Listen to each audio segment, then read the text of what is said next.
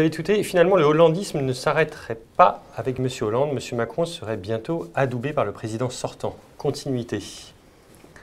Oui, c'est vrai qu'à un moment donné, la question se posait de savoir si M. Macron serait dans la continuité de M. Hollande ou pas.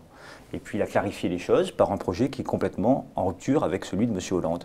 Sur le travail... Il a repris une partie des idées défendues par le quinquennat de M. Hollande. Il a repris une partie des ministres aussi, qui étaient présents. M. Le Drian, vous voulez dire? M. Le Drian, oui, par exemple. M. Le Drian Annick Girardin aussi. Oui, mais oui, Annick Girardin, très bien. Mais M. Le Drian était un excellent ministre de la Défense et il sera un très bon ministre des Affaires étrangères. Il a décidé aussi de soutenir implicitement, sans présenter le candidat En Marche face à eux, des anciens ministres comme Stéphane Le Foll, comme Marisol Touraine. Non, mais attendez, ça c'est un autre sujet.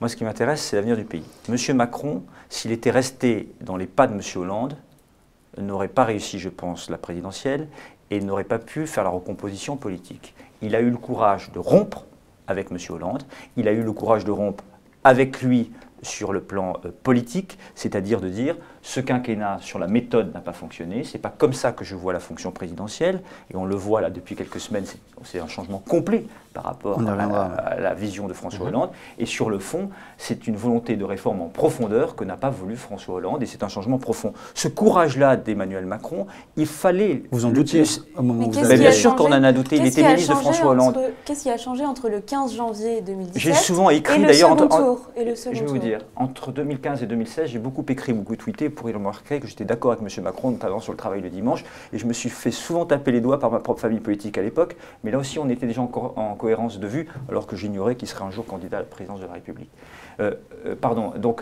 Moi je crois que... moi j'étais porte-parole d'Alain Juppé.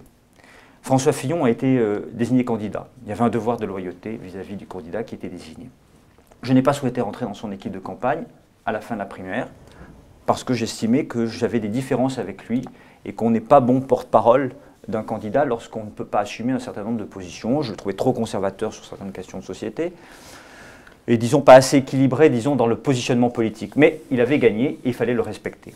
Il y a eu ensuite toute la campagne qu'on connaît et j'étais un des premiers début mars à dire qu'il était peut-être temps que dans l'intérêt général, il se retire, mais ça, il fallait qu'il le décide lui-même. Et je croyais qu'Alain Juppé pouvait encore être le candidat pour faire gagner les valeurs de la droite modérée et du centre. Ça n'a pas été le cas. Et alors, moi, je me suis mis en réserve, c'était normal. Contrairement à M. Valls, je n'ai pas évolué. J'attendais le résultat de la présidentielle parce que je pense que j'avais un devoir de loyauté, comme j'avais été porte-parole d'Alain Juppé par rapport au résultat de la primaire. Mais je savais au fond de moi que la dynamique qu'avait enclenchée Emmanuel Macron était une dynamique positive et le fait qu'un président de la République dise « je peux nommer un Premier ministre venu des LR » parce que la recomposition politique dont je vais toujours parler, je vais vraiment la faire, ça, ce sont des actes qui sont posés. Et là, vous vous dites en conscience, est-ce que je vais faire semblant pendant 5 ans de m'opposer à ce que je crois bon pour mon pays, ou est-ce que j'ai le courage aussi, le même courage que le président de la République et le Premier ministre, de monter dans le train et de faire avancer les réformes en cohérence avec les idées qu'on a toujours portées. Et ça, cette rupture avec le hollandisme et avec le valsisme, je le salue. Dernière petite question, vous regrettez qu'Alain Juppé ne soit pas président de la République aujourd'hui? Je pense qu'il aurait fait un excellent président de la République, parce que je pense que c'est un homme d'État.